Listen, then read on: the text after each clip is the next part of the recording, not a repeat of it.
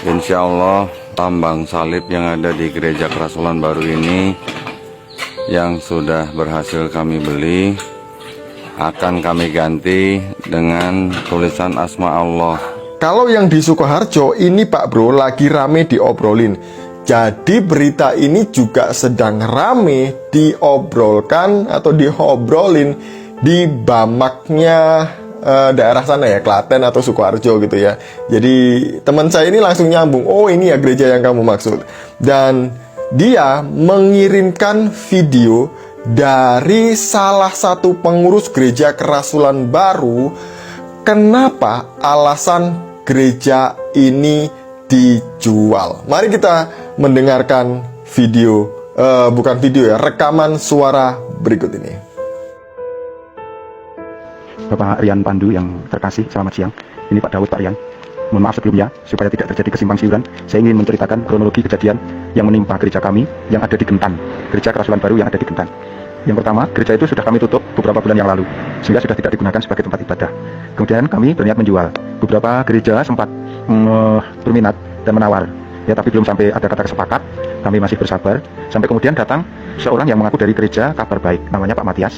Saya lihat KTP-nya itu Katolik, yang memberikan penawaran sesuai dengan harga yang kami tetapkan. Akhirnya terjadilah kesepakatan pembayaran lunas. Ya, sampai di situ kami ke notaris, dibuatlah surat perjanjian perikatan, belum sampai ke AJB, Tapi begitu selesai, kami mendapat berita bahwa ternyata Pak Matias yang KTP-nya Katolik itu ternyata suruhan dari Hani Kristianto, itu mualaf Cina, ya, mualaf Cina yang menjadi donatur, yang membayar gereja kita yang ada di Gentan itu, dan langsung membuat gerakan di mana mereka akan mengadakan buka puasa bersama di gereja, akan mengadakan sholat tarawih di gereja, bahkan menyebar berita ini melalui YouTube, yang intinya ada gereja menjadi Masjid Isa Al-Masih. Ya, saya shock. Semalam nggak bisa tidur sampai pagi. Saya konsultasi sama gereja Kerasulan Baru yang ada di pusat, diminta untuk membatalkan. Ya, Pak Matiasnya saya hubungi, tidak dibales. Saya telepon dan tidak diangkat. Saya ganti HP, saya telepon lagi, baru kemudian diangkat, tapi diberikan kepada seseorang yang mengaku bagian hukum mereka. Ya, saya katakan keinginan saya untuk membatalkan proses jual beli dengan konsekuensi memenuhi kewajiban, konsekuensi membayar, mengembalikan uang dan biaya-biaya. Wah, orangnya marah, orangnya mencaci maki saya. Udah biasa seperti itu. Ya, isinya udah kita lanjut ke jalur hukum saja, ini Bapak ada di mana dan lain sebagainya. Ya, saya tertawa saja, meskipun saya dongkol, tapi saya masih menanggapinya dengan tenang dan santai. Akhirnya telepon diputus. Ya, kebetulan notaris yang kami pakai itu dari Yayasan Baptis. Dia berpengalaman 15 tahun ngurusi masalah seperti ini. Nah, Ibu Wahyurin namanya, itu memberikan penguatan kepada saya begini. Pak Dawud, saya itu dari 15 tahun mengurusi masalah-masalah gereja seperti ini, masalah hukum. Kejadian yang seperti itu bukan hanya sekali ini, tapi sebelumnya banyak sekali. Ya, banyak sekali. Dan intinya apa? Memang lingkungan kita itu tidak semuanya baik, bahkan banyak yang kurang baik. Sehingga ya kalau menurut notarisnya itu intinya kami diminta untuk mengikhlaskan saja. Sudah diikhlaskan saja Pak. Biarkan kita diolok-olok, biarkan kita merendah saja. Nanti biar kita berserah kepada Tuhan saja. Itu mau pakai apa kan statusnya sudah bukan gereja lagi. Ya, yang menjadi masalah di YouTube itu tanda salib yang di luar itu kami belum sempat melepas. Itu jadi masih difoto, masih masuk dalam tayangan dan lain sebagainya. Nah, ini saya selaku pengurus gereja, yang pertama saya mohon maaf telah lalai, mudah percaya kepada orang, yang akhirnya saya sendiri jadi malu dan shock. Nanti Pak Rian pasti akhirnya juga akan mendapat pertanyaan-pertanyaan seperti itu, ya biar tahu saja, karena kita satu ekumene Pak Rian ya. Nanti kalau ada yang bertanya-bertanya, kronologinya seperti itu, jadi kami dijebak. Makasih Pak Rian. Sebenarnya gereja ini dijual karena gereja ini sudah lama tidak difungsikan sebagai gereja sejak pandemi corona. Kenapa? Karena yang pertama ibadahnya online, yang kedua jikalau ada ibadah maka digabung dengan gereja induk atau gereja pusat dari gereja Kerasulan Baru. Dan kemudian gereja ini dijual karena merasa sudah tidak difungsikan lagi.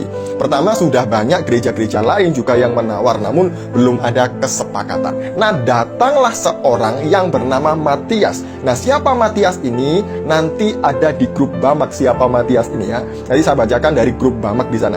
Nah, datanglah seorang Matias katanya yang mengaku dari Katolik dan akan dipakai Katolik gedung ini. Karena KTP-nya Katolik, maka pihak gereja tidak punya pikiran macam-macam atau pikiran negatif lah. Percaya kalau ini dari Katolik tanpa cek and recheck siapa orang ini. Jadi dijuallah kepada orang ini dan dengan kesepakatan harga, dan akhirnya mereka deal dengan harga itu, dibeli. Yang menarik di grup Bamak, ada seorang hamba Tuhan yang mengatakan bahwa si Matias ini adalah orang yang sama dengan orang yang bernama Yohanes Kristanto alias Pak Yo. Jadi orangnya mengatakan demikian. Ini orang yang mau beli gereja Pak Teddy. ini orang yang sama yang menipu dan bawa lari motor saya, namanya bukan Matias tapi Yohanes Kristanto. Jadi menurut Bapak ini, orang yang bernama Matias ini adalah orang yang sama dengan Pak Yo.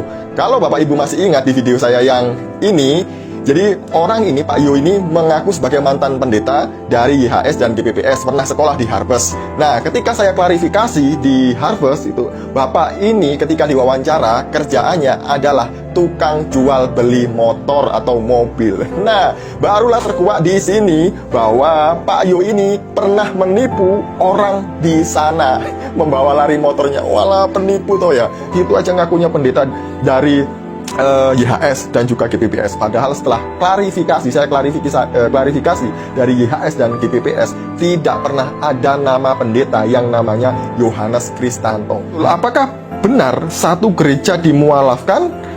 Jawabannya gini, tidak. Karena jemaat bisa ibadah online, maka jemaat digabung dengan induknya, kata pengelola Pak Daud. Ingat itu ya.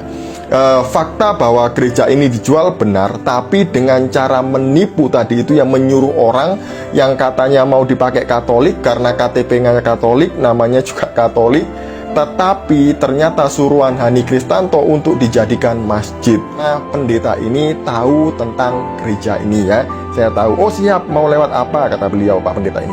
Informasi bahwa saya dapat dari salah satu teman pengurus yang terlibat langsung dalam proses jual beli tersebut. Jadi betul ya Pak, bahwa gereja itu dijual berdasarkan informasi dari pihak gereja kerasulan. Alasannya apa Pak?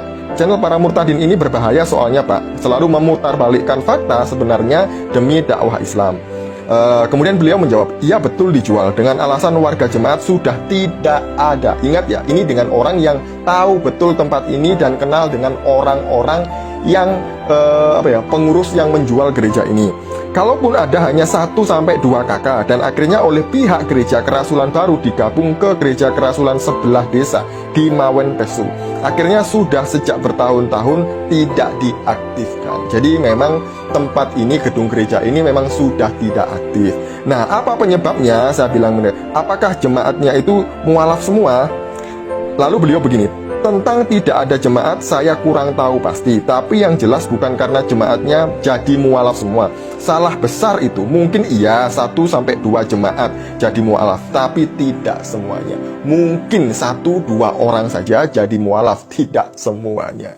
Jadi inilah fakta sebenarnya mengenai penjualan gedung gereja kerasulan baru. Hati-hati dengan memperlakukan gedung gereja dengan seenak sendiri. Dan saya juga berdoa bahwa orang-orang yang berdoa di tempat gereja yang dibeli dijadikan masjid itu, suatu saat mereka juga akan percaya Yesus. Amin.